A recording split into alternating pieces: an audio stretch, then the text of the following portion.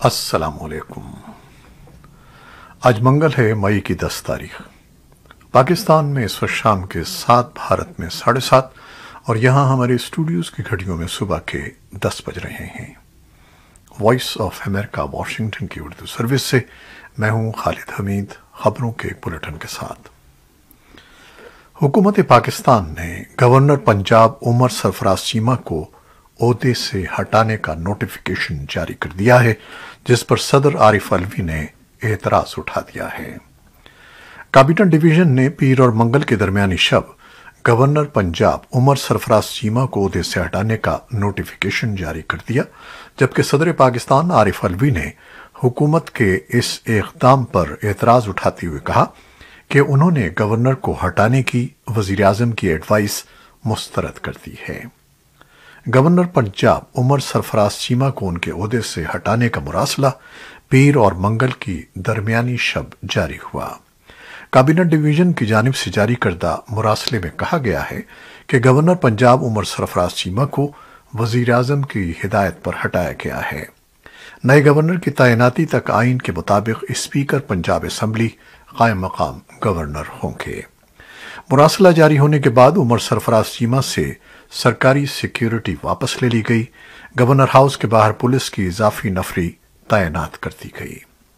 اس سے قبل پیر کے روز صدر عارف علوی نے گورنر پنجاب کو ان کے عہدے سے ہٹانے کی وزیر اعظم کی ایڈوائس مسترد کرتے ہوئے کہا تھا کہ گورنر پنجاب کو صدر پاکستان کی منظوری کے بغیر نہیں ہٹایا جا سکتا۔ ایوان صدر کی جانب سے جاری کردہ مراسلے میں کہا گیا ہے کہ آئین کے آرٹیکل 101 کے شق 3 کے مطابق گورنر صدر مملکت کی رضامندی تک عہدے پر قائم رہے گا۔ مراسلے کے مطابق موجودہ گورنر پر نہ تو بد انتظامی کا کوئی الزام ہے اور نہ ہی کسی عدالت کی طرف سے سزا ہوئی ہے، اور موجودہ گورنر پنجاب نے نہ ہی آئین کے خلاف کوئی کام کیا ہے، اس لیے انہیں ہٹایا نہیں جا سکتا۔ برطرف گورنر پنجاب عمر سرفراز چیمہ کی جانب سے ایک بیان میں کہا گیا ہے کہ صدر نے ان کو ہٹانے کی سمری مسترد کر دی ہے۔ کابینہ ڈویژن نے انہیں ہٹانے کا غیر آئینی نوٹیفیکیشن جاری کیا، جسے وہ مسترد کرتے ہیں۔ دوسری جانب چودھری پرویز الہی نے تاحال قائم مقام گورنر کا چارج نہیں سنبھالا ہے۔ اس حوالے سے ان کی آئینی ماہرین سے مشاورت جاری ہے۔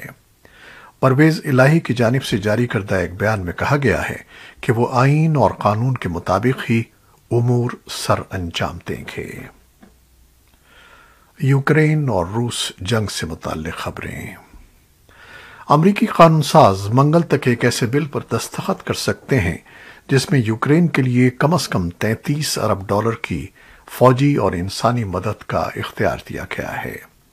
ایوان نمائندگان میں ووٹنگ سے قبل صدر جو بائیڈن نے کہا کہ ان کی حکومت کو پینٹاگن کے ذخیرے سے جس قدر ہتھیار اور دوسرا فوجی ساز و سامان بھیجنے کا اختیار تھا، اتنا وہ تقریباً بھیج چکے ہیں۔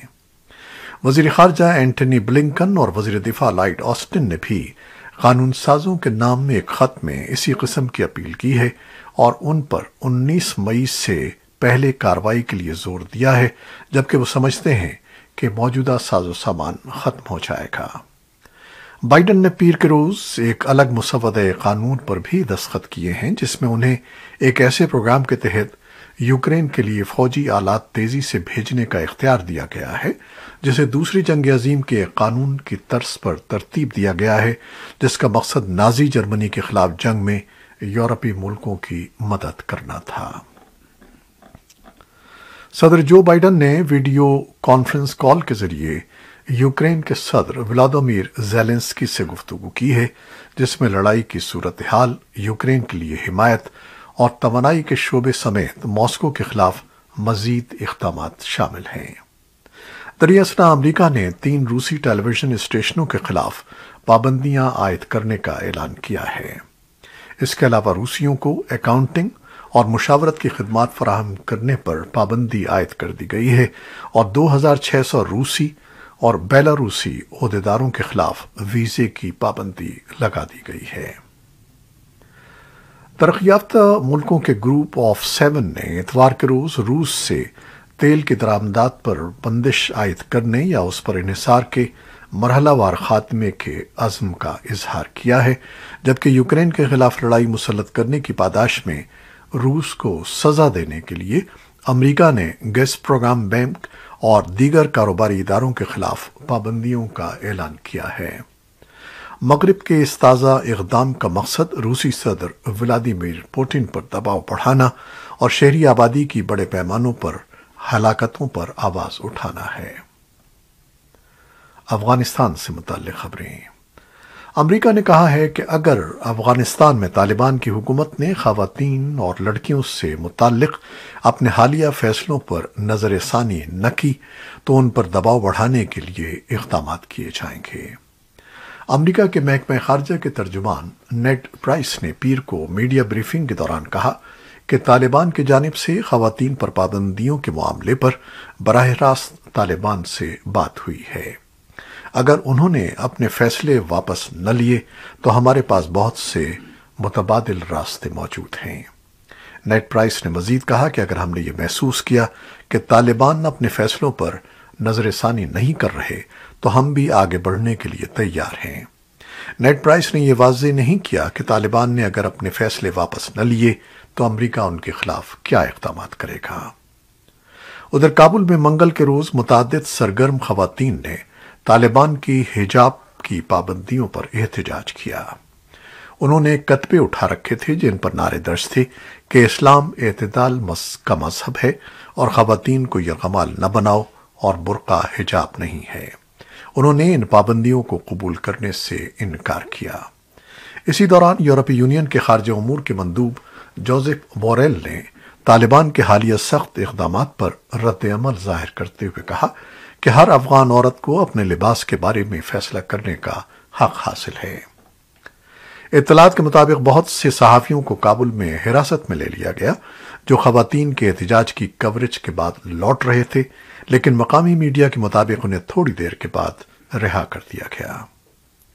اقوام متحدہ نے تصدیق کی ہے کہ افغانستان میں حالیہ سیلابوں میں 13 افراد ہلاک ہو گئے ہیں اور ملک بھر میں ہزاروں متاثر ہوئے ہیں۔ اسی اثنا میں پاکستان نے افغانستان کے متاثرہ علاقوں اور لوگوں کے لیے امدادی سامان کی دوسری کھیپ بھیج دی ہے۔ افغانستان میں پاکستان کے سفیر منصور احمد خان نے ایک ٹویٹ میں کہا کہ انسانی ہمدردی کا یہ سامان وزیر اعظم پاکستان کی ہدایت پر بھیجا گیا ہے، جو مزار شریف کے مقامی قونصلیٹ میں پہنچ کر امدادی تنظیموں کے حوالے کیا جائے گا۔ اور اب سری لنکا کی صورتحال۔ سری لنکا میں وزیر اعظم کے مستعفی ہونے کے باوجود حکومت مخالف احتجاج جاری ہے۔ مظاہرین اب مستعفی وزیر اعظم کے بھائی اور ملک کے صدر کے مستعفی ہونے کا مطالبہ کر رہے ہیں۔ پرتشدد احتجاج میں سابق وزیر اعظم کی سرکاری رہائش گاہ پر حملے اور رکن پارلیمان کے قتل سمیت کئی افراد کی اموات کے بعد صدر نے فوج اور پولیس کو خصوصی اختیارات دے دیے ہیں، جس کے تحت وہ کسی کو بھی بغیر وارنٹ کے گرفتار کر سکتے ہیں۔ پیر کو جزیرہ نما ملک سری لنکا میں حکومت کے حامیوں اور مظاہرین میں تصادم کے بعد پرتشدد احتجاج شروع ہوا تھا، جس میں مہندہ راجاپاکسے نے وزارت عثمہ سے مستعفی ہونے کا اعلان کیا تھا۔ البتہ پرتشدد احتجاج ختم نہ ہو سکا اور حکومت کے خلاف مظاہرے کرنے والے مشتعل افراد نے مستعفی ہونے والے وزیر اعظم مہندہ راجاپاکسے کی دارالحکومت کولمبو کے مرکز میں سرکاری رہائش گاہ پر بھی حملہ کیا۔ اسی دوران مظاہرین نے سرکاری رہائش گاہ کے 30 شیشے توڑ دیے اور وہاں موجود املاک کو نقصان پہنچایا۔ حکام کے مطابق ہنگاموں اور احتجاج کے دوران 7 افراد ہلاک ہو چکے ہیں، جبکہ 200 سے زائد زخمیوں کو مختلف ہسپتالوں میں منتقل کیا گیا ہے۔ نئی دہلی سے خبر ملی ہے کہ بھارت کی حکمراں جماعت بی جے پی کے ایک اہلکار کی جانب سے آگرہ میں واقع تاج محل کے 22 کمروں کو کھول کر مبینہ تاریخی حقیقت جاننے سے متعلق الہ آباد ہائی کورٹ میں درخواست دائر کیے جانے کے بعد ایک بار پھر تاج محل کا تنازعہ سرخیوں میں ہے۔ درخواست میں کہا گیا ہے کہ ان کمروں میں دیوی دیوتاؤں کی مورتیاں ہیں۔ اس سے قبل سن 2015 میں آگرہ کی ایک مقامی عدالت میں درخواست دائر کر کے دعویٰ کیا گیا تھا کہ تاج محل شاہ جہاں کی ملکہ ممتاز محل کا مقبرہ نہیں ہے، بلکہ شیو کا مندر ہے اور اس کا نام تاج محل نہیں بلکہ تیج و محالیہ ہے۔ اس درخواست پر سماعت کے دوران محکمہ آثار قدیمہ نے اپنے حلف نامے میں کہا تھا کہ یہ مندر نہیں جیسا کہ دعویٰ کیا جا رہا ہے، بلکہ یہ ایک مقبرہ ہے۔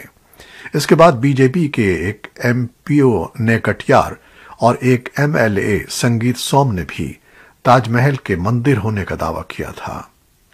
اس تنازع کا آغاز ہندوتوا نظریات کے حامل ایک متنازع تاریخ داں پی این او کی 1989 میں ایک کتاب کی اشاعت کے بعد ہوا، جس میں انہوں نے دعویٰ کیا تھا کہ تاج محل 12ویں صدی میں تعمیر کردہ ایک مندر تھا جسے مغل بادشاہ شاہجہاں نے راجہ جے سنگھ سے جبراً حاصل کیا تھا۔ تاہم مورخین ان دعووں کی تردید کرتے ہیں۔ ان کے مطابق شاہجہاں نے تاج محل کی تعمیر کے لیے راجہ جے سنگھ کی حویلی کے عوض 4 حویلیاں دی تھیں، جس کے بارے میں شاہی فرمان موجود ہے، اور جن 22 کمروں کو کھولنے کی اپیل کی گئی ہے ان کے بارے میں تاریخ دانوں کا کہنا ہے کہ وہ شاہجہاں اور ان کے اہل خانہ کے استعمال کے لیے تعمیر کیے گئے تھے۔ پاکستان سے خبر ہے کہ پنجاب یونیورسٹی لاہور سے کراچی یونیورسٹی خودکش حملہ کیس کے سلسلے میں حراست میں لیے جانے والے بلوچ طالب علم بیبگر بلوچ کو رہا کر دیا گیا ہے۔